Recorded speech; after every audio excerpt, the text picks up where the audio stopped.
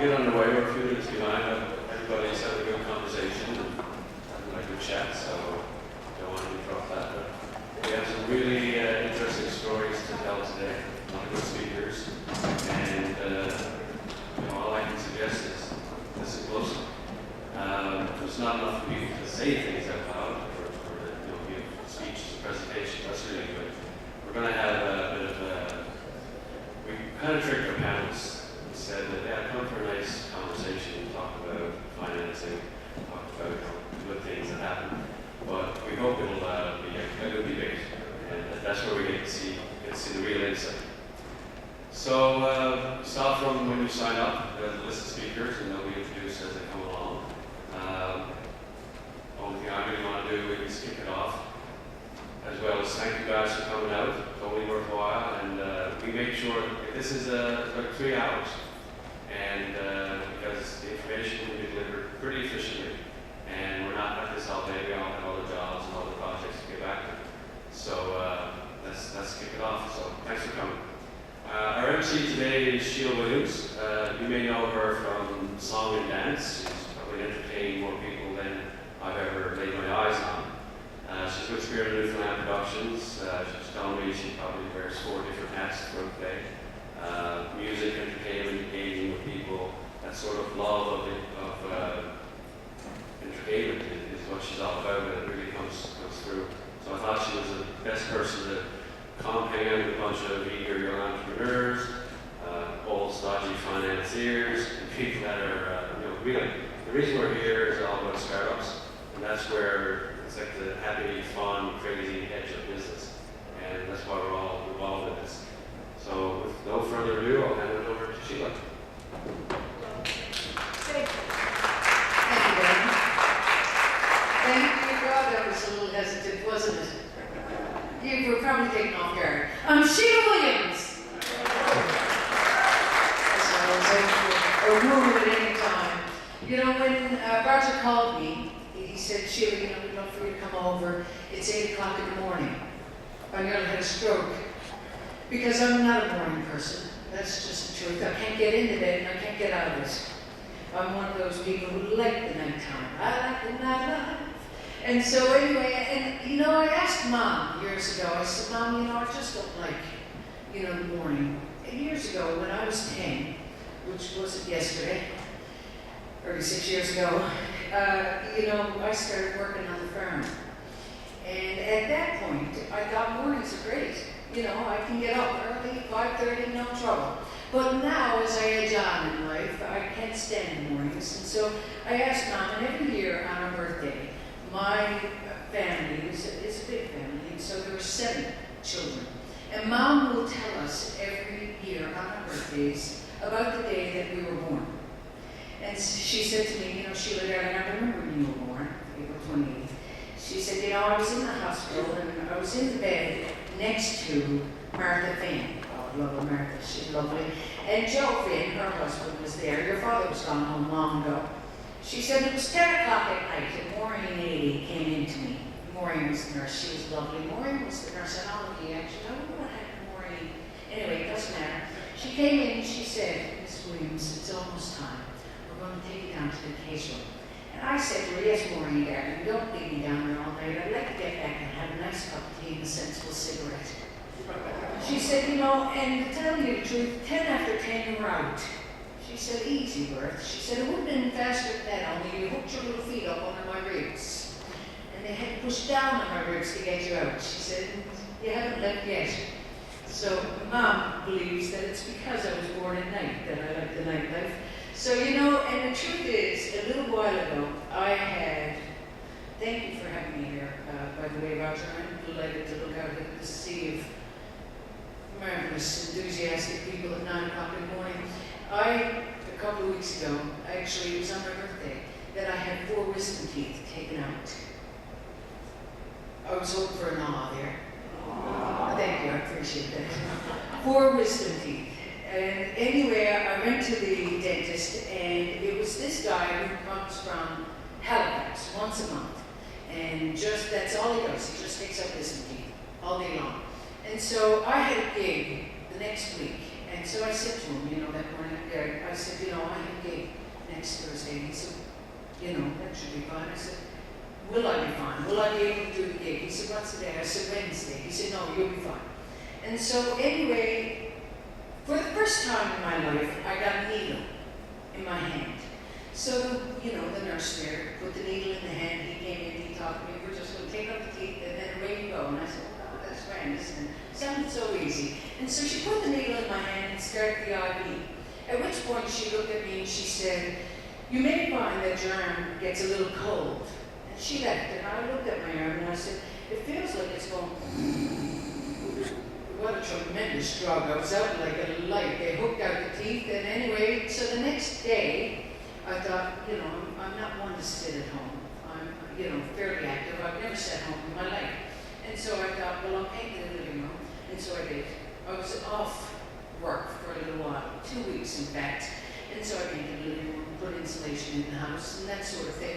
And at that point I started to watch morning television, which I thought, you know, I don't know if I'm the morning television sort, but I got a bit concerned about it because I thought maybe, because they target adverts to the audience, you know. So this is television after Canada AM and before the Young Americans, that section. And so I thought, well, maybe I'm the type of person that they're targeting these adverts to. And that type of person are people who like snuggies. Have you heard of these things? Do you know what a snuggie is? Snuggies are blankets that people wear. You know, people are spending so much time on the couch now that they don't want to be troubled by throwing the blanket over them. You know, they like to slip it on. And so the advert starts off with a woman who's trapped in the blanket, you know, and you can see she's frustrated, you know, and she's struggling, can't get at the chips. You know, she's angry about it. And so next thing she slips on the snuggie, and everything's all right, she can reach for the remote, she can touch it all. I thought, you know, snuggies, that seems like a little bit of a stretch for me to wear blankets. But these are also adverts who are geared toward people who enjoy Michael Bublé. I thought he was dead, actually. I thought he's finished. But no, apparently the morning audience loves Michael Bublé. And Leon's is drumming up a good trade. They're sitting on their Leon's couch listening to Michael Bublé while they're wearing their snuggies. And you know, tenor lady is a bit of a concern for us, isn't it? I know what tenor lady is because I'm a music therapist and I work during the day with elderly. So I know that this is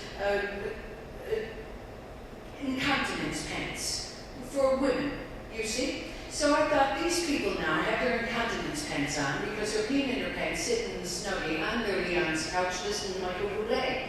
And then I thought, my God, what a lot of bloating goes on in the morning because activity yogurt apparently is the key. You see the woman and you can see that she's upset. You know, the advert starts off and she's not right. She bloats, she's like this, walking around the house and she's angry with the youngsters. And she's feeling frustrated, you know, and then she opens the fridge door, she takes out an activity yogurt, and then she's ready to bounce out through the door to face her day. And I thought, you know what, morning television I don't think is for me, but activity yogurt is. And so I had one this morning before I got here, and I thought, oh, it works. So thank you, Erin, I appreciate that. You know, this morning I met our keynote speaker, and I'm going to tell you what, this man is charming. So charming, in fact, that he stood down in the back and picked out the prettiest girl here and stood up and talked to her for the entire of his time prior to this whole thing starting. So where is Luigi? Hi. How are you, darling? Luigi is Luigi Calabrese. Is from Trapassi, I think, is it? No, he's from Toronto. God help us. Luigi is from Toronto, and he is just here now this morning. He's going to dart out right after and catch a flight. And he originally is from, well, his family are from Italy. And Luigi is bursting to get up and talk to you this morning. So Luigi, come, darling. He's part of the Young Presidents community, although that was some years ago, apparently. He said to me, no, Sheila, he said, you know, I was young once, but now, he said, I'm 47, I think. Come on, Luigi, I put a bit of spring in your step. I'm dying here. You're a tough guy. Come, darling, come. You look, isn't he handsome? Hi.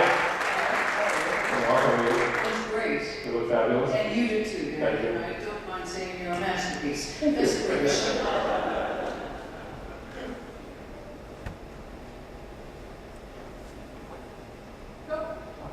Come up? Okay. I have a quick recovery. Let me know if this works. I'm Luigi Calabrese.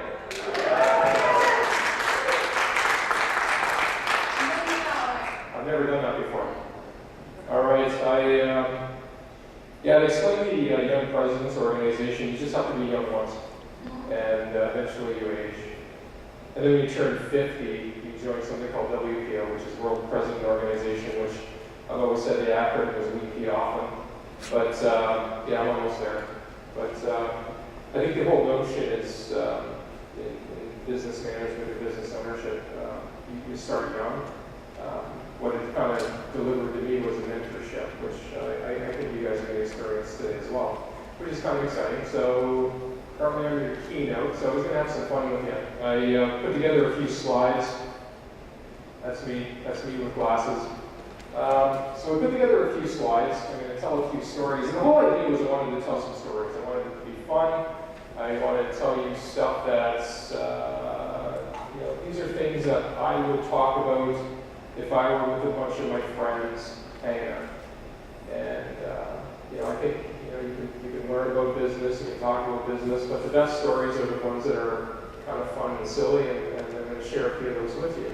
I'm also going to share kind of, things that I admire. You always hear about Microsoft and Apple and Google and things like that, and I always look at them a bit different. Like, I admire those companies too, but I'm a bit older than you guys, so what I admire about Apple is probably different than what you would admire about Apple. So I'll share with you some of my perspectives on this. So I got a fancy thing in my hand. What do I do? Act like Steve Jobs. Oh, no, he's not. Sorry. How'd I do? All right. I'm going to take a second and just kind of acknowledge everyone that's going to be here today. And it's exciting. And I spent some time on the internet, and I do this type of thing. Right? Before I go into any presentation, or if I go meet one of my clients or whatever, I go to the website and I read about them because I kind of want to figure out who everybody is. And it's a neat thing, and people tell me that it's a cool thing that I do, but I think it helps me because I like to figure out who's at the table, I like to figure out who they are. I usually grab their name and I Google their name and I read a little bit about them. So it's interesting. The stories that you have are pretty exciting. My interesting one is I spent some time trying to figure out how to pronounce. I'm told you go by Puck. Where are you? Puck.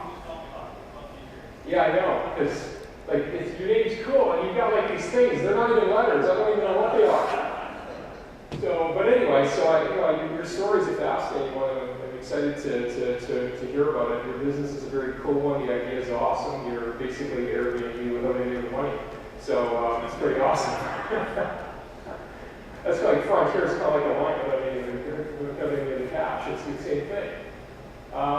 BDC, I'm actually happy to have you guys in the room. You're actually a client to Frontier, so thanks for your continued support. Actually, I know what we do for you, but I know we send you bills, so thanks. I like to have some fun. We'll play a quick game of Guess the Garage, and to Hawk, I wanted to know, I stole this from you. So on your webpage, you have this reference to bootstrapping, so that's yours. So I'm going to say Guess the Garage. And you guys would have seen this before, maybe at some point, but does anybody recognize which company this is? HP. Well done. It is HP. And the interesting thing about HP, remember, we're talking in the context of bootstrapping. So everyone has the romantic tale of the big tech company that started in the garage. But this is a tech company that started with $538, adjusted today for $90,000. I imagine that people own cars. Maybe your car is worth about $90,000. One of the ways to get a business going is to sell the car. And this is, to put things in the context back then, a lot of people, the topic is raising capital, meeting with VCs. It's amazing how many of the biggest companies that are out there right now have started with just what I would call Hawk's notion of bootstrapping, which is really the way I've seen it done. You know, when we were getting our stuff going, we didn't run around and raise capital. We just kind of shipped out of business and got it together and eventually woke up one day and said, I don't need money.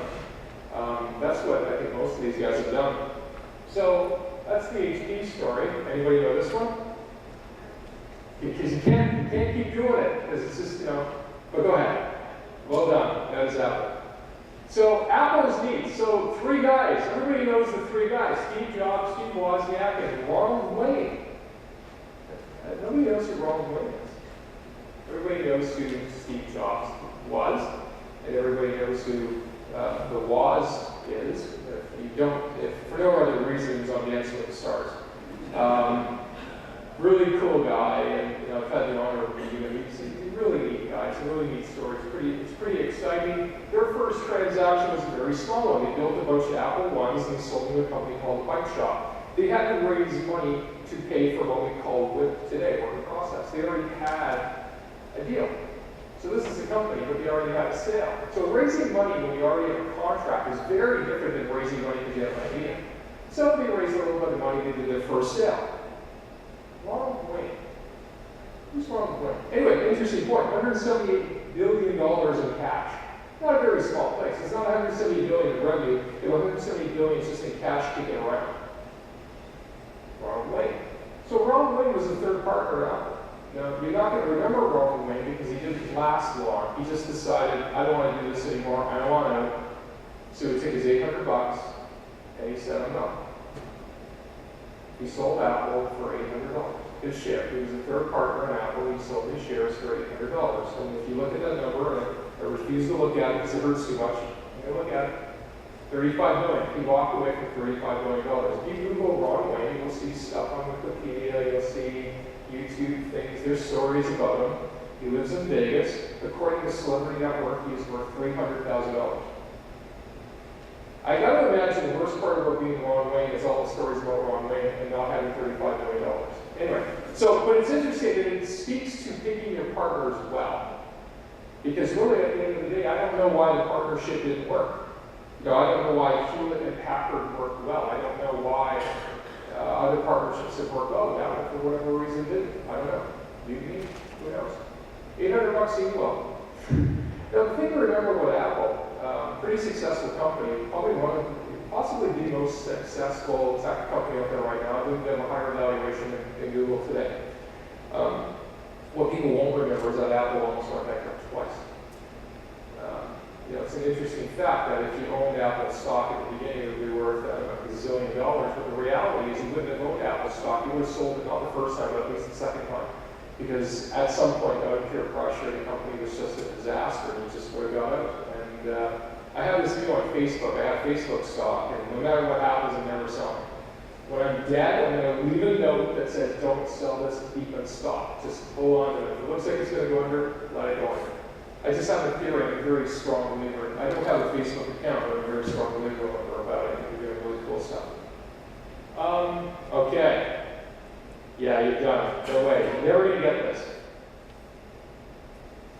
Anybody? The car? This car?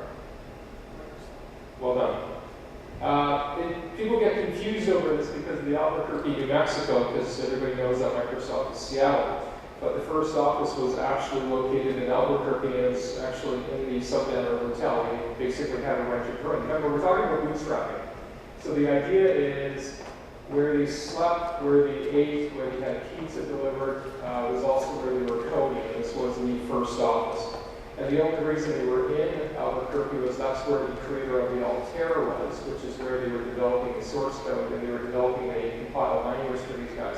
So they went down where the action was. There was a brief moment in time where the tech capital was, in fact, Albuquerque. It ended pretty quickly. Now, I like this story because it's kind of fun. Steve Ballmer, again, think about your partnerships, think about people. You have Paul Allen, you have you have Bill Gates, and you have Steve Ballmer. Paul Allen left early. Now, Paul Allen, you remember Paul Allen, he today is the owner of the Seattle Seahawks and Seattle Blazers, and a really cool boat.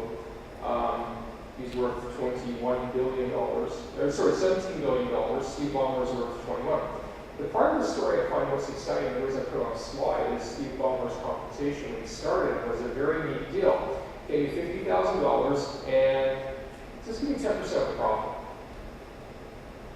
It seemed like a good idea at the time. We're talking about young companies right now, and young startups, possibly tech startups. So think very smart about how you compensate, how you pay. Because you got one shot at creating partnerships and putting stuff on paper one time. These guys had one shot, one time. I don't know who Steve Ballmer was then, but today he's a pretty important guy. Maybe he wasn't intended to be an important guy.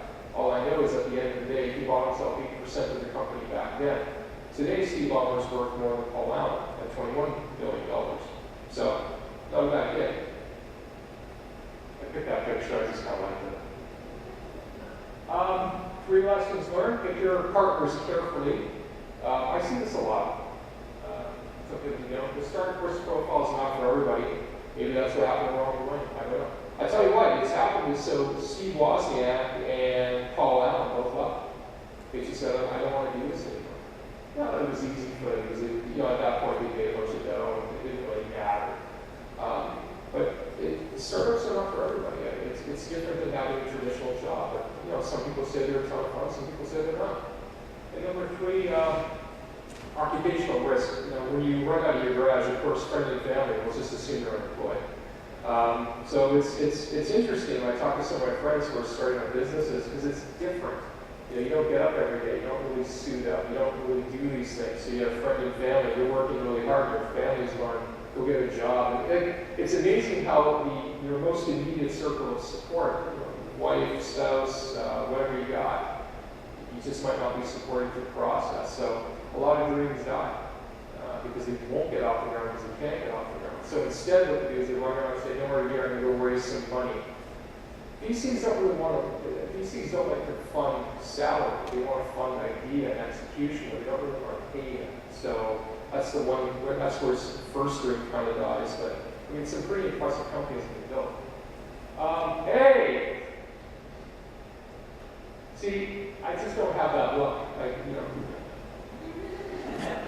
do it. It doesn't work for me. But I still the notion of bootstrapping, because that's really what you were about, and I admired the hell out of that when I read it, because I think we're the same guy. I mean, we've built some pretty big places, and we don't remember doing it like it was like here, here's some money. It was just we did it with customers, and I'll talk a little bit about my journey in a minute. Who am I? I kind of thought I'd start with some fun and go to the boring. I'm kind of a normal guy. I went to a normal guy, a normal family, went to a normal school. I studied business, but that wasn't really, it's not, people say, where'd you learn what you do? I said, I learned through mentorship and experience and failure. That's where you learn. My accounting background is fun and funny. I'd say the finance part of it was highly relevant, the accounting less so. The revenue side of the transaction, at the end of the day, I walked away from technology and I really became a sales guy. And I think as the chief executive, I think the number one job is to sell the business, sell the vision, sell the company. I spent, out of the 240 business day a year, I'm probably pitching, well over 100 of those days. It's probably the best use of my time, and I think it's the best use of any senior executive's time. The bottom line is sales and revenue. One thing when we look at our businesses, we track revenue real time. We have dashboards, we look at stuff in notion of moments, and it's quite neat when you do that. And, when we talk about investments or other things, we spend a lot of time talking about revenue plans and things like that. I give Facebook a get out of jail card. I think every tech company and startup needs to be focused on thinking about revenue and who the customers are. At Facebook, it didn't matter. They had 600 million users, and that wasn't the impressive part. The impressive part of Facebook was the fact that people would immerse themselves into the product for multiple hours a day. Having users is easy. Having users that want to use your product every day obsessively was what made Facebook magical. So Facebook is the one exception that said, what's your revenue model? It didn't matter. They can do anything they want. They can make money any way they want. Now, I haven't seen that second time. What's Frontier? We're things just like a phone company. We operate Canada, United States, UK, and Australia. We do a pretty neat job. Basically in the broadband and voice space, mostly on the commercial side. We really don't do residential, we just do very high density commercial applications. I won't worry about getting into details. But we did have fun with the whole we don't suck thing. Because we said it one day and we mentioned we were in the middle of buying a company and it was kind of a funny mood. And we did a press release and it was a newswire, it was on, and I thought the company that we were buying kind of sucked. So I just said we don't suck. And they said, no, you can't print that. I said, yeah, watch, said. And there it was. And if you have marketing people to yell at you after and say, you can't say that, it's kind of stuck. And I kind of like it because I think I like to talk to people in kind of business English, and one of the things I'll always say is, we promise not to suck. Sometimes we have to we suck less. I get into that sometimes, but for the most part, we just don't want to suck. Our culture, I won't spend any time on this, but we really want to come across as really smart, but the whole point is that we hire smart people. We're not afraid to hire people that are a lot smarter than us. And we're constantly hiring. If you go to the Frontier webpage, every job is posted. Which is kind of creepy in a way, but it isn't, because if the new best candidate shows up, we'll probably move on that person. We're growing anyway, so it's okay to add a person, but we really do focus on the bottom 10% pretty aggressively. What we have, so over the years we've acquired some companies, so we've created this thing called Compass Capital, which isn't private equity, it's really private investment. It's just our own that we invest. So we don't run a fund, we don't raise money, it's just our own money. You guys have watched maybe Dragons Den on TV, and we see things. So one of the companies, of course, we own now, which is Wildlife. That's one of the social media properties that we have. And it's quite neat when you watch the TV version of what you already own, because we're like, really? We have very different opinions because we actually own it. But there's two interesting stories that are pretty exciting. Two successful exits. One of them was Linkline. Private company. It was a small investment that we made. And if you want to talk about surrounding yourself with people smarter than you, we did absolutely nothing. We just lent money. And this business grew from their size at the time to over $300 million in revenue. We exited the position in November for our share was $100 million. It's interesting, other than a bit of mentorship and being there for the ride, we did very little, I think. And it's a pretty exciting story about surrounding yourself with people smarter than you. So it's interesting. The business at the bottom right was neat. The way we got bought out there was we just agitated our competitors to the point where the competitors said we're going to take you out because you're causing issue and concern in the market. And that was the polite way for saying you're taking our customers away. So I'll tell you more about that journey in a second. We got some new stuff that we're working on, which is kind of nice. I won't get into it, but I will get into the fact that we hire new teams. I have people that we've been successful with in the past, but I don't necessarily hire them or leave them where they are. But we tend to go out to the market and grab new young people every time. And I'm not an ageist, so when I say new young, what I really mean is new to me. I've worked with some really young 50-year-olds and some really old 20-year-olds, and it's interesting. You hear the notion of an old soul. It's not always good. I like energy, and energy is ageless. So I have dramatic hiring range that I really don't focus on age as much as I focus on attitude. Advice received. There's a couple of points that are interesting to make. One is build a business around your personality. That's really important. Some of the most successful businesses out there, what are you? Define yourself. Are you a fun company? Are you serious? Of course you're always serious, but what's your culture? When you think about how you hire, how you get a customer, how you keep a customer, that type of stuff. So some of the best pieces of advice that I got were, keeping goals, constantly setting goals. That's kind of a framework for us. We're always in goal planning. We're always thinking about something. We want to release something by May 1. We make sure we hit May 1. We're really tight with our dates. If we talk about revenue projections, we hit them. If we think we're going to miss them, we can it early, and we talk about not missing them. And so we've created that within our culture. We've created urgency deeply within the culture of our business. I murdered myself.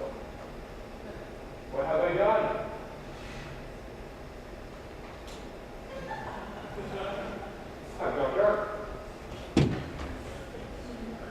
Okay.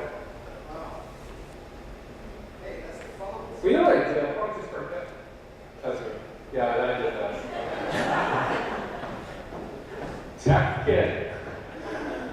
Right here. I know. We don't suck. A core belief: a startup customer is always better than startup funding. I love this slide. I think I invented this. You can have it, but when you get rich, you can just give me some money. I've said this for years, and honestly, I didn't invent this. I've heard this before.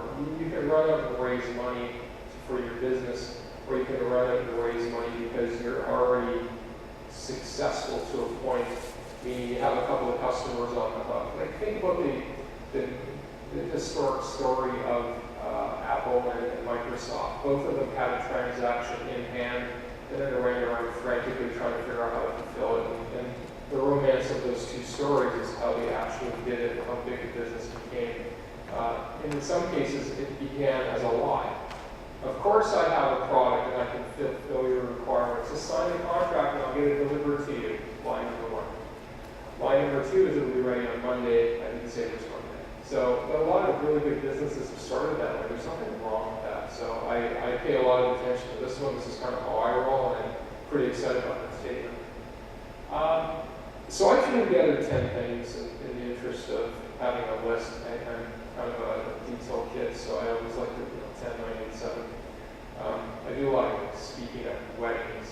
Usually my friends get married more than once. I ask them if I need a second one. It's always awkward, but I always I'm known for this top 10 list, and I always create a top 10 list. So here's your top 10 list. Number one, the harder you work, the luckier you get. I've heard this a bunch of times, and there's actually I've seen this quote more often than not. I think when you talk to successful entrepreneurs, a lot of them use the word luck, and it's shocking how they talk about the word luck. And I remember at first I thought, well, it's weird. I don't see how luck has anything to do with it. And then you realize luck has everything to do with it. I mean, because people want to pretend it's tenacity and it's skill and intelligence and a bunch of stuff like that, but I don't know. I'm really believing that it's really a hard work / luck. And I'll tell you my definition of it. My definition is eventually you catch a break. If you take a run at something more than once, eventually you catch a break. And I think that's what happens. Eventually you catch enough breaks that you just don't have to try that hard anymore. But if you keep trying hard, that's where the hockey stick happens, and that's where you grow pretty quickly. So I've heard this many times, and these are from the people who would mentor me as well. And I asked them, what do you recommend? What do you do? And often they talk about this romantic notion of luck. Number two, this is kind of fun. The entrepreneur versus the entrepreneur. We always talk about entrepreneurship. And entrepreneurship is really intimidating because we're going to pick, we'll pick a victim. We'll pick you in the corner. Hi. So you're going to be an entrepreneur. So you're going to quit your job. Whatever job you have, you're going to quit it. You're not going to have any income at all. I don't know what your personal situation is at home. Doesn't matter. You're not having money. You're an entrepreneur. Congratulations. And hopefully you're an entrepreneur for, hopefully that situation is over a short period of time. But I mean, that alone is pretty intimidating because the average person looks at it a different way and says, well, you know what, I really would like to buy a house. I really would like to get a car. I'd like to get a car loan. Therefore, I need a job. And I need employment. I can't be self-employed. So the notion of entrepreneurship tends to die just because of this risk factor. There's an axis in independence that says, the spirit of business and commerce is directly proportional to your risk. And that's too bad because you can be an amazing business person, but if you don't have a risk tolerance, it means you're not going to be one.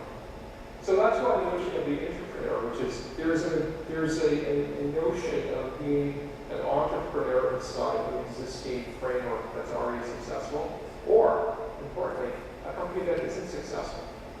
A company that is not successful just needs to make 4 or 5 aesthetic changes, what I call structural changes, just to make it a better company. There's something to be said about being that person inside. Go get a job at a shitty company, turn it around. It's actually pretty amazing, and there's a ton of those examples that are out there. I probably fall more into the second category than the first, because when you look at my individual resume, I mean, I haven't really started anything, but nobody remembers the businesses I was at prior to my arrival, because they dramatically change. So I would tend to fall personally in the second category versus the first one. Number 3, find out what motivates you. Remember, let's go back to the bootstrapping, let's go back to the partnerships. And you kind of define who you are. Are you the technology person? Are you the sales revenue guy? Are you the sales rep? Are you that guy who's going to run out and get customers? Are you the finance person? Because that's pretty important. You can always hire an accountant, so you always got to be careful how you pick your partners. Now, if your finance guys, you guys are going to raise the dough, like, hey, my dad's rich, to put the money in, that's cool. There's value to that. But just remember, you're picking your partners forever. Are you the project manager, or are you the money and lifestyle guy? That guy's cool. I like him. He's fun. He's tough to have around over the long term, because at some point you got to fall into a bucket. Like, who are you? So if you're the money, if you're the leisure and lifestyle guy, you want the freedom and creativity of entrepreneurs, and because it's cool and fun and looks good on the business card, you're probably going to get killed one day by your partners. So that's what tends to happen. Anyway, number 4. This is my favorite slide. If I actually had to just present one slide, it would be this. But I got to do all the other ones because, you need contracts and stuff. I got to do this kind of thing. Find your eureka moment. The eureka moment is the coolest thing out there. This is when you're in a business, or you're lying in bed and you have this overwhelming feeling of the world's best idea.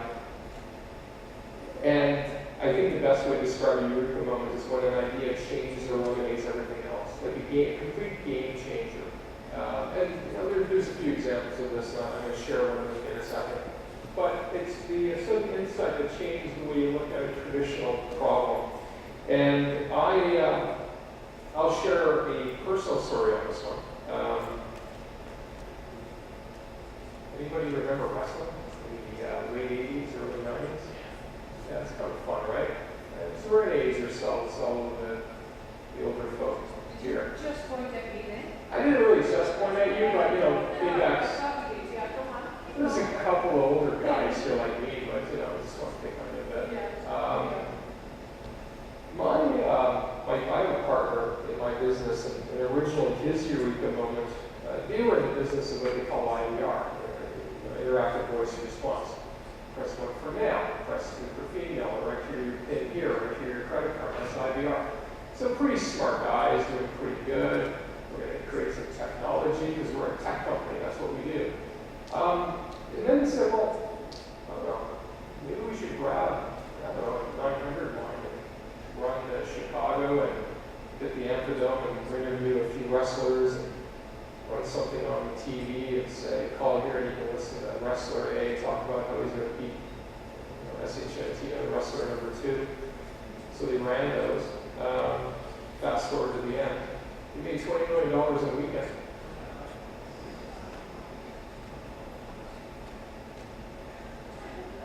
Yeah, I hear the story, right? This is my partner. I hear the story. And I'm like, okay, nothing I'll ever do is that cool. Nothing I've ever done is that cool. And it's not about the money, it's about the eureka moment. And, okay, so they made $20 million, good for them. I know we want to sign, so that's awesome. But good for them. The eureka moment was how on Friday, they were one type of company. On Saturday, they were in the middle of something, and they didn't really understand the revenue impact until the Tuesday or the Wednesday.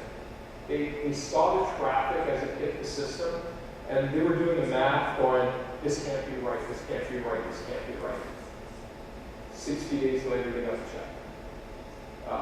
This is back in the early days, the phone companies would write a check, because obviously your kids would call the line, you get a bill for $11, you pay the bill. Cincinnati bill and then pay, XYZ bill. Anyway, so that was their eureka moment. It was the coolest thing. So what do you do Tuesday, Wednesday to figure out that kind of money? You buy as many of these as you can. Because you don't know what to do. The beauty of the eureka moment is that everything's completely changed, you've lost your trajectory, you're not a tech company anymore, you're now a media company, so what do? You buy that.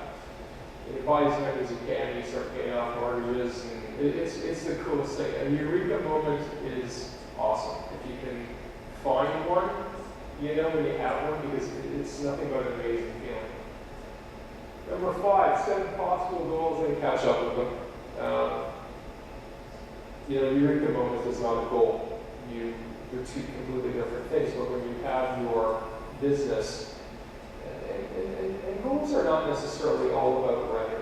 I think revenue is a big part of it, but everything is a goal. I think development dates and other things, everything is a goal. Just keep setting goals. And while you're at it, you'll experience this if you work out at a gym. When you go by yourself, it's a different bunch, right? I go there, it's all right. Glad I went. When you go with your trainer, it's different. You crawl, hands and knees. I remember I left a mixed martial arts class, and I always tell when I go to that class, because I remember visualizing the door and the distance to my car, and how I don't know how that's going to work. Versus, something else, and I just, that's my workout. It's not a big deal, but I think that's the idea of aggressive goal setting. Is you really want to push yourself and take yourself to your personal limit. And I think that's an exciting thing. In our business, and I won't tell the Frontier story because there just isn't enough time, but we got really aggressive, and we always create this 100-day window, and anytime we take over a company or get involved in something, and when I took over Frontier, I created a 100-day plan. And in 100 days, we set insane goals. But we gave ourselves a deadline, and we just said, guys, we got to hit these dates. So we did. Within 100 days, we did some really, really, really amazing things. And we just did it for the sake of doing it. I mean, we didn't have to set a 100-day deadline. We just did. We debated whether that included weekends or not at one point, because we wanted to buy some extra time. So we said, sure, weekends count. Number 6, sales growth is critical to any success of any venture. So if you're a VC or if you're a startup, at some point you're going to put a piece of paper down and a pen and you write stuff down, whether that's dates or whether that's revenue. Remember, you got one shot at being wrong. So be careful. So you meet people who lend you money. They don't know you, you don't know them. And you know what? Right now there's more money out there than there are ideas. So someone might like this, and I find people invest in people. So when your idea is great, but if you're an infectious person, you might just get the dough because you have a great personality. I've seen that. It sounds crazy, but I have seen it. I've personally done that. There's people who I just think are fabulous, and I'd rather work with them and coach them and do stuff. So I often would choose to invest in people. But, the one thing I'll always say is you have one shot to disappoint everybody. If you do it the first time, you do it forever. So you never earn it back. So always be careful. Whatever you put down on paper, what projections you make, what payments you make sure you can hit them, make sure they're realistic. In my world, we call it the sandbag. So sandbagging is what we do quite a bit. If I tell you we're going to hit 20%, it's because I think we're going to hit 22, or whatever the number is. So we tend to want to, under-promise and over-deliver is kind of the expression that we use, and we do that with everybody. We don't have any investors, but if we did, we would tell them 20 and deliver a surprise of 25. And then over time, you run yourself into trouble because you create expectation. Anyway, 7, almost done. 7, really understand your revenue model. If I meet one other company that comes to me with a cool website or a mobile app, I might stab them with this pointer.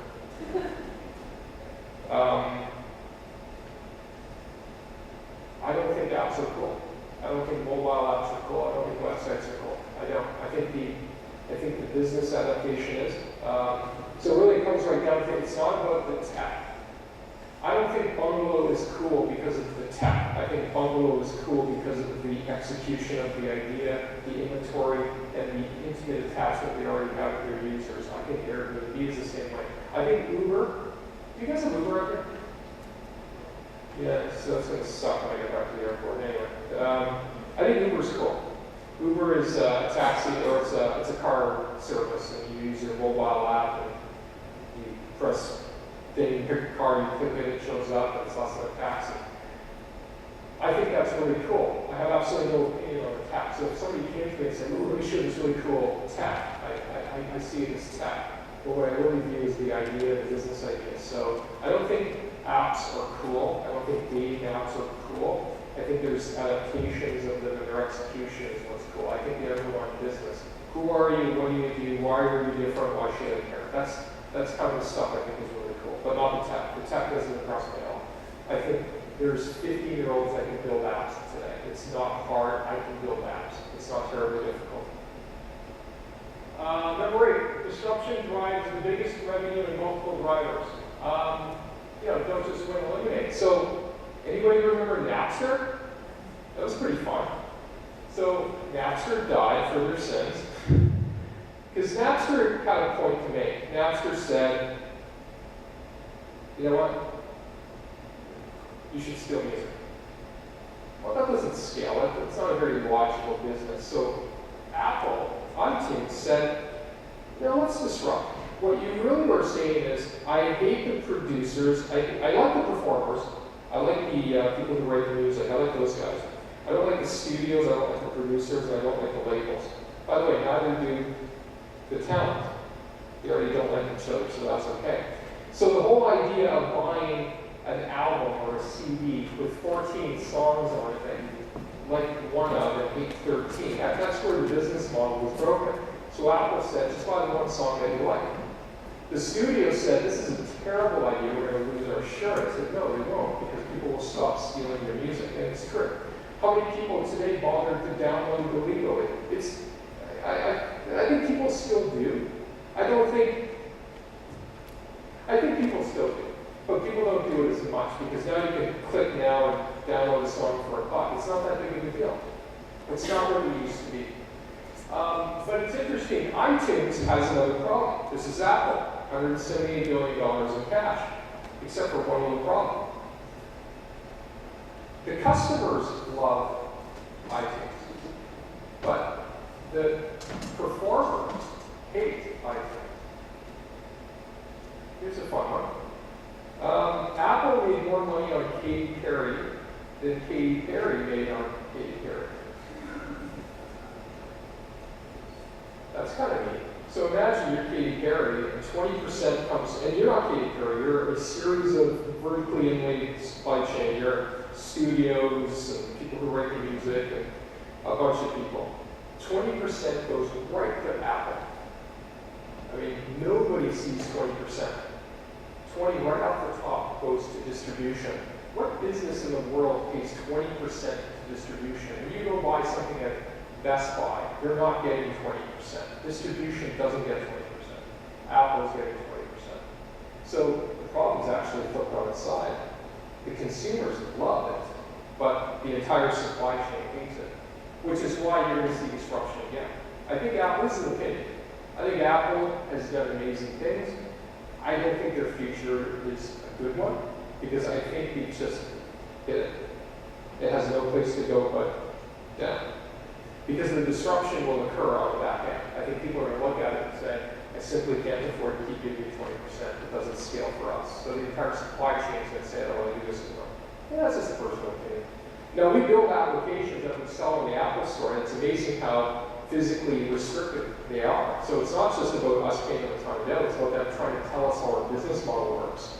So they spend a lot of time telling us how to make money and how you have to do it this way versus that way. And I'm like, why would I ever want to ask my distributor how I should make money? So this is just a theory. And Bandcamp is interesting. Bandcamp is, it's a website, it's an app. But it's where performers go to put all their stuff, and basically it's a good home for independent artwork. Except there's a lot of mainstream that's starting to go there as well, because you can go buy your music without going through the store. 9. Be afraid, paranoid of the big guys. They play dirty, especially when provoked or scared. Remember the company that was on the bottom right, and it said the way we sold it was we just kind of beat the shit out of the big guys. So sometimes it's okay to just, go agitate. XYZ company's biggest client is ABC company. Your baby's vehicle. It's part of the sales process anyway, you might as well just show up, be like, I worry, we don't suck, those guys don't love you as much, we're more attentive, we'll take care of your needs. What can I do to win any of your business? Go have that conversation with all of their customers. You're going to get their full attention. What you're also going to get is you're going to end up on this notion of the magic quadrant where, you're top right, you're in a fear. And if you start to execute in that top right quadrant, that's how you get bought out. And that's what we did. It was amazing. It was just like we did it. It was almost a science to it. I'd say we've been a little under 4 years when you got the first knock. Frontier's getting that phone call quite a bit now because we keep winning certain things that people look at and say, I don't like how you're winning these. You're disrupting it. Nobody likes a disruptor. Anyways, it's kind of fun. I always think it's always good to look at your competitors, no matter their size, and go to the people and say, are you having any fun? Agriculture? Build a business that people want to go to? Well, sometimes people just want to join you because they don't really like their money. It's that easy.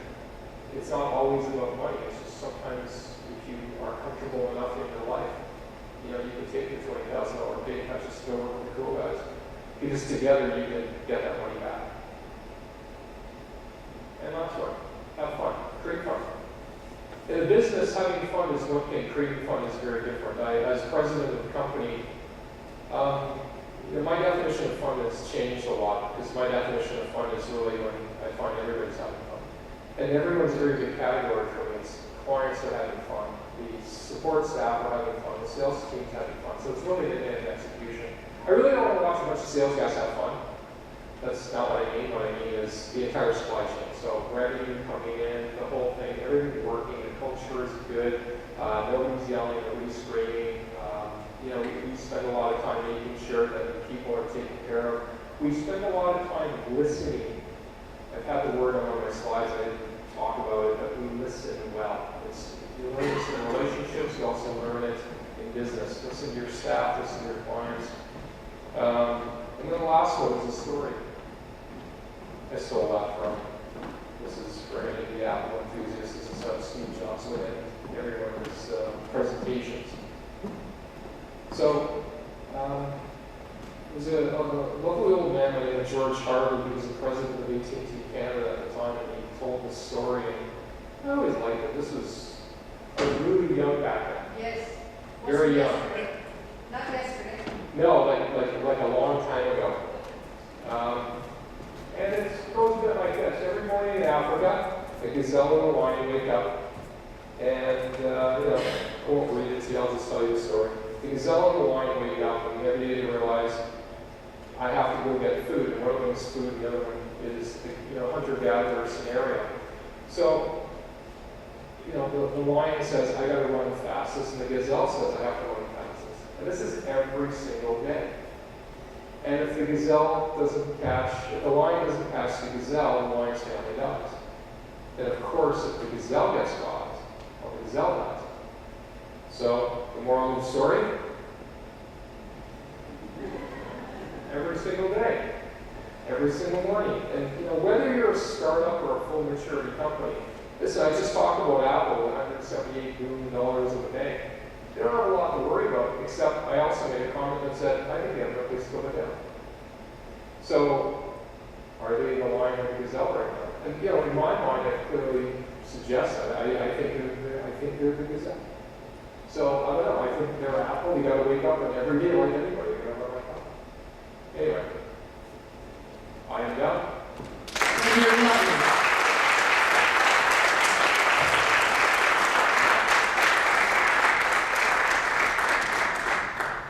Luigi, I'm going to say it.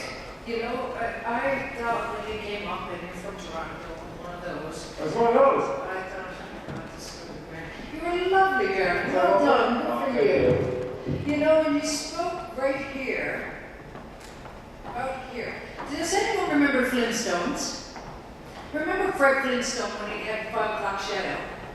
Have I got that right now?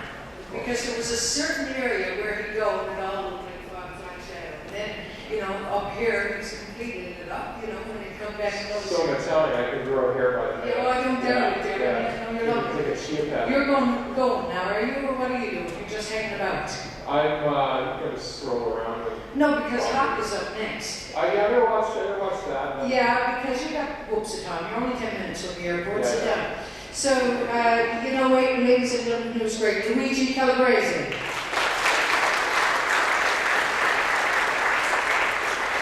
It's a properly adjusted pretty girl. So we met a year ago. Oh, yes, well done. So that's how I met Roger. Oh, yes. So it actually was 2 years ago. So I'll tell you guys how I even know everybody here. It's we, not a long story, though. No, it's very quick, very quick. Go ahead. Back when I was a child. No, we had an event and we flew into Fogo and I Googled, I said I want to meet some interesting people and that's how we met Roger. And so he introduced us to this gang of interesting people and she was one of the interesting people. Yes. That's our story.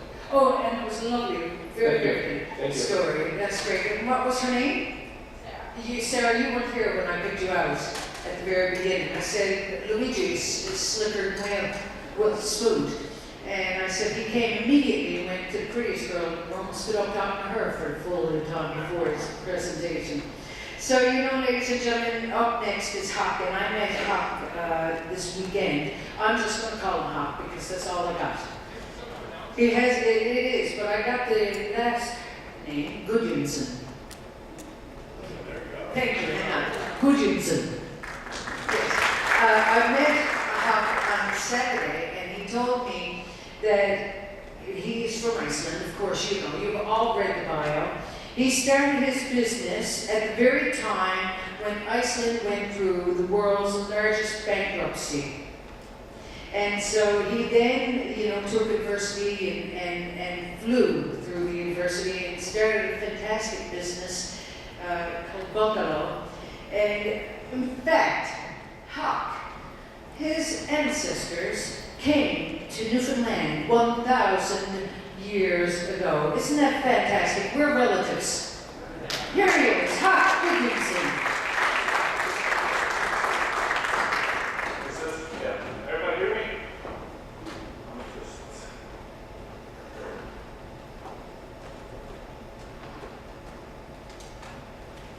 So, first of all, I want to thank Luigi for a fantastic intro, probably the best intro I've ever done. And I also want to thank you about talking about bootstrapping, because that is exactly what I'm going to be talking about here today. I'm a huge fan of bootstrapping. I feel like it isn't often enough that's talked about in the startup community. So the stories that we hear are usually of those successful companies that all of a sudden get so much money, hire all the people, and start growing like crazy. The fact of the matter is that most companies out there have to go through a long period of time from when they get the idea until they actually get some money into the company. So when I was asked to come here to talk about money, I decided to, instead of talking about the money, I'm going to talk about the lack of money. And one of the things that I realized now, I didn't realize it at the time, is that I started my company in pretty extreme conditions and went through some extreme bootstrapping. And I wanted to share that with you here today. And my goal is this. I want, at the end of this lecture, or at the end of when I finish talking, I want it to be in such a way that none of you will have any excuses not to act on your ideas.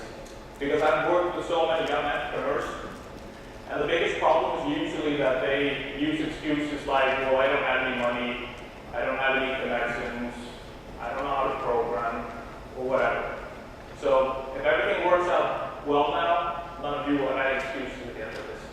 I'm hoping somebody's planning this, so if I go over 15, you'll stop me, because I can talk a lot about this. So this is my situation when I started the company. A little bit over 5 years ago, there was an economic downturn in Iceland. All the banks were going bankrupt. Unemployment rates went from 1% to 10% in a short period of time. People were losing all their savings, their houses. It was a pretty harsh condition in Iceland, and a lot of depression. People really weren't very positive towards anything. I myself have been building up a business for the last 6 years or so. I've been investing in real estate. I've been putting everything I had into it, and finally I felt like I had a little bit of equity in my real estate and in my business. But what happened in the economic downturn is that I literally lost everything. And not only that, I went into deep debt. So at the moment, when I start this, I owe more than $100,000 in debt. And I wasn't the answer for bankruptcy. So for the first 2 or 3 years of running my company, I didn't know if I would go bankrupt the month after.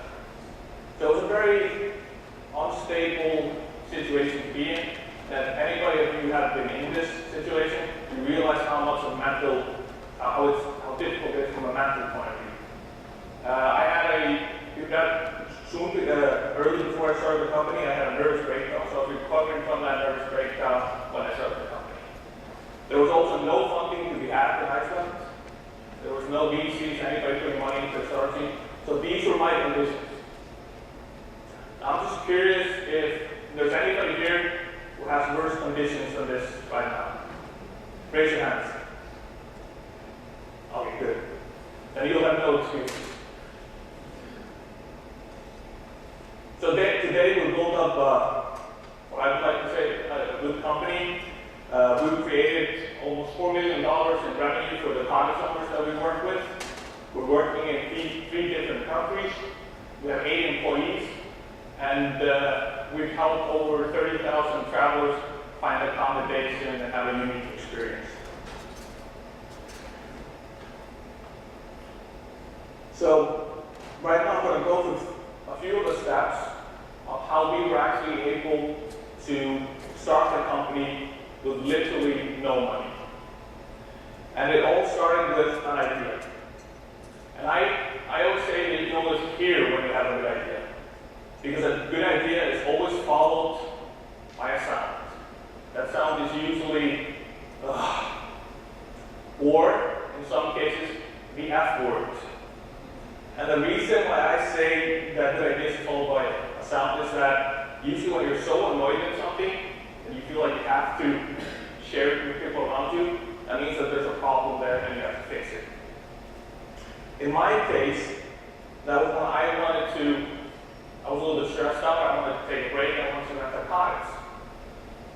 I spent the whole day trying to find a cottage, and I wasn't able to find anything that was available, I wasn't able to book anything, and at the end of the day, I said the F word. So that's why I knew I had an idea. So design is something that people feel like they have to put a lot of money into getting good design. The way we designed our website is that we spent 2 days with a pen and paper, writing down all the features and kind of what we wanted to achieve with it. And I was lucky enough that the person that was working with me at that time had experience designing, so he designed the first web page, or designed the first look of it. So $0 there. Then it came to designing the logo. We were both minimalistic. We picked the name of the company, we picked Helvetica font, and that was it. We didn't really think about it much more. It's just recently that we had the logo done once we had a little bit of time to focus on it. So things don't always have to be perfect, but so the logo, $0. So then we needed to get a website. And we weren't programmers, so we needed to find a solution to that. One of the options would be to try to find a developer to work with. And we did try to do that, but we didn't find anybody that fit the team. So what I did is that I got a pile of programming books, and I learned how to program. And that's how we got the first website out there. $0. Actually, I paid a few dollars for the books, so almost $0. So the minimum viable product, the first version of the website, in my opinion, was horrible. It did nothing of the things that I wanted it to do. Like, we didn't have a booking system. It was just a really simple website where property owners would list other properties. We had to manually put all the things in. There wasn't really any logic or anything like that. And I really felt like the website sucked. And ever since I did this, I feel like everybody should be at that point. If you're happy with your product and you put it out there, you're probably too late. But the good thing about putting the website and the product out there so soon is that we've got a really good chance to work with our customers. So right from day one, we got a lot of feedback. And as we have more time to develop and improve the website, we could actually do it like the property owners or the customers that are renting the premises wanted us to. So I think that played a big role in the success that we then had, is that we were working directly with the customers. We didn't have an office. We worked from home and from cafes for the first year and a half. After that, we worked in very cheap co-working spaces, storage spaces. So we didn't really spend a lot of money on that. So there was some cost of incorporating a company. And in Iceland, it actually costs a little bit over $1,000 to start a company. That's just a registration fee. Then you have to have $5,000 in equity to get it started off. So we needed a few $1,000. We didn't have any money. So I found somebody who had a little bit of money. I think it was about $9,000 put into the company. And the only reason he was willing to do that is that I personally guaranteed the money. So even if the company would go bankrupt, I would personally guarantee that he would get the money back. And he got a small percentage in the company, but I did put in a clause where if I did get some money, I could buy it out in the next 18 months, but he would get, I think it was about 30% interest on his money. So it was the only way for us to get the money. We found somebody through some friends and got $9,000. That was about it. And actually, just before the time finished, the 18 months, I was able to buy him out. So he made a profit, and I got that part of the company back. So you really have to be creative when you do these kind of things. And I think that's also the thing, is that we go through the school system. The school system really simplify everything down, and we feel like we can't go outside of the box. But the fact of the matter is, when you have a problem, you don't necessarily have to fix it with money. Sometimes you just be really creative, find ways of doing strange deals or learning things yourself or so. So then it came to marketing. We had to market our company. Again, we had no money to spend on marketing. So we had to find clever ways of getting that product out there. We used Facebook a lot. And I mean, we were really active on Facebook. It didn't cost us anything. It was a little bit easier at that time to get a little bit of response. Today it's a little bit, spend a little bit of money. But we were really active on that. And also what I did is that I realized that I could promote my company myself. So I contacted anybody who was doing any kind of event, and I asked them if I can speak at the event. So I would go out on stage, talk about my company, and the fact of the matter is we got a lot of word of mouth from that. And the good thing about being a tall, loud Icelander, it's kind of difficult to ignore me when I'm standing in front of you. So it's a good way to promote your company. So again, it was a matter of being creative, finding ways of getting out there. And I actually, it's very interesting that we created very good brand recognition in Iceland from this. So without outspending $1, people in Iceland were actually starting to hear about our brand. And to this day, I'm so surprised at how well it went. Because you always imagine the pilot is big advertisements and do stuff like that. But sometimes the word of mouth is the best advertisement you can get. So I needed a place to stay. I wasn't paying myself salary. I was putting everything I had into the company, so I had to find creative ways also for myself to survive this period. And so I was living in the strangest places you can imagine. For a few weeks, I lived in a storage space in the cellar that was so small that it didn't, like when I was standing up, I would touch the ceiling. And if I would stretch out my arms, I would touch each wall. It barely fit in one bed, but it didn't cost me much money, so I decided to do it. And I was also working all the time. And for a long period of time, I was living in these weird places. And I think that the longest place I stayed was probably a year and a half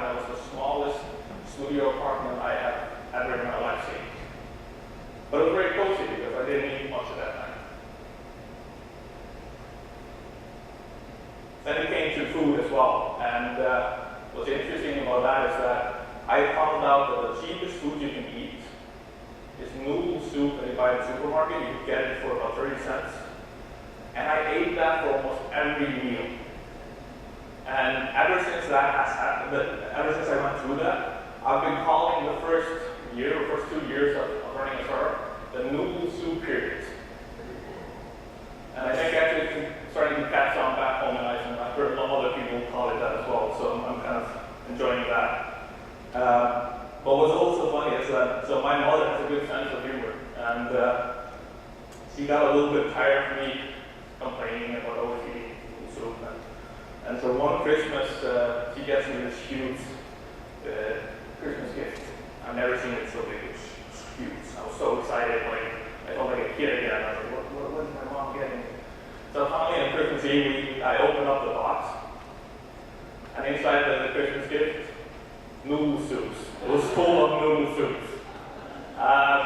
Which ended actually up being, it was really funny, we laughed a lot, but it actually ended up being very practical because I survived that for the next few weeks. But you always need to get some income from somewhere. And the interesting part there is that what I realized is that I had learned how to program to get the company off the ground.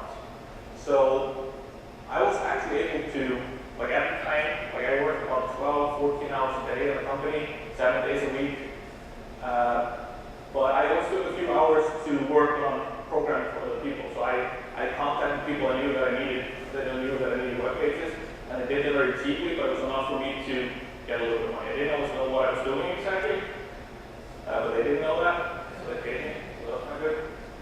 So I got some extra income from there before the company actually hit profit. Now, hiring my first employee was awesome.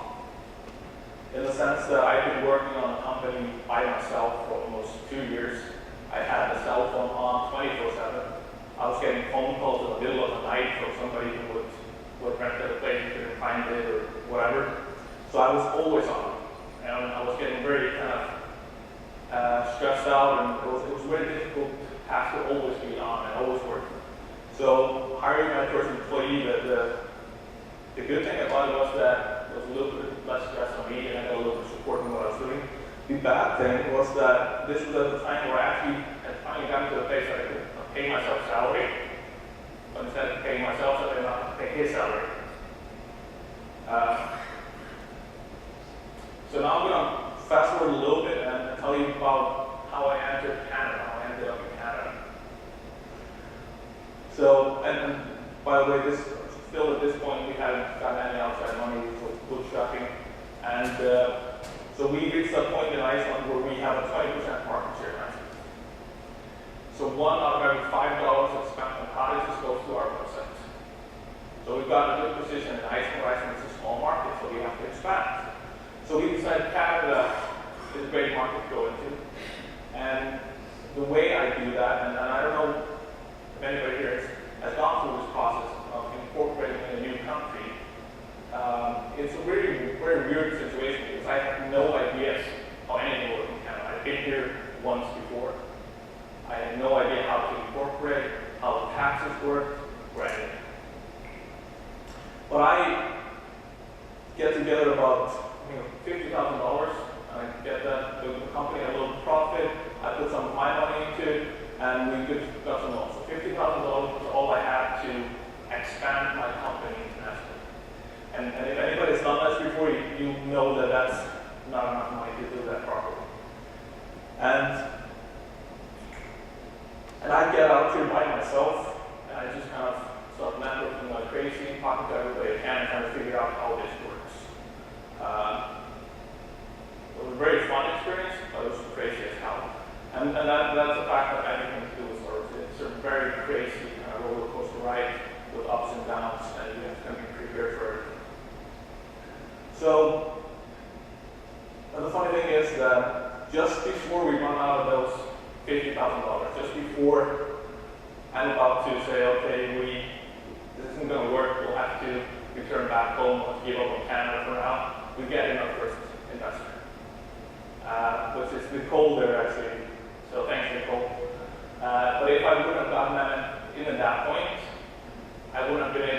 down in Canada because we get it from that we got. The reason we got that investor in was that we went to a business accelerator. And I've become a big fan of business accelerators. It's one of the best ways to help your company grow and learn how things work. And also through a business accelerator, I was able to create a lot of networks here in Canada and learn how to do business properly here. So I'm very thankful for Propel ICT 136 program that I went through, and then BBC Capital for investing in me. Now, just to sum up a little bit, like I said, it's crazy. It's so hard to do this, and you really have to be willing to go through it. But one thing you have to do is make sure that you enjoy the ride. It's a crazy ride, but try to enjoy it. Try to enjoy the chaos and all the craziness that comes with it. So one of the things that I do to enjoy what I do is that I now have to travel a lot, which is kind of difficult, but I try to make it fun as well. So last summer I invited my girlfriend over to Canada, and we went up to Cape Breton, and we did some kayaking, and we swam under waterfalls, and we did all this kind of cool stuff. And at the same time, I could work on my company because the cottages are always located in these cool locations. And we also do business trips and so on, so I try to take my employees up to the cottages, and since we know the cottage numbers, that doesn't cost us anything. So it's a cheap way for us to kind of have a little bit of fun. And just to end it up, one thing I learned actually during the sort of weekend over the weekend was that you should never end with a thank you slide, you should always have a call to action. So my call to action is this. Is there anybody in here who owns a cottage or owns somebody that owns a cottage? Please raise your hands. So I want to ask you now to advertise my company and do a little bit of word of mouth and share with them my company, because we need more cottages here in Canada to recommend. And if you want to contact me, please do. Here's my email, my Twitter, and my blog, vikingmentor.com. Thank you very much.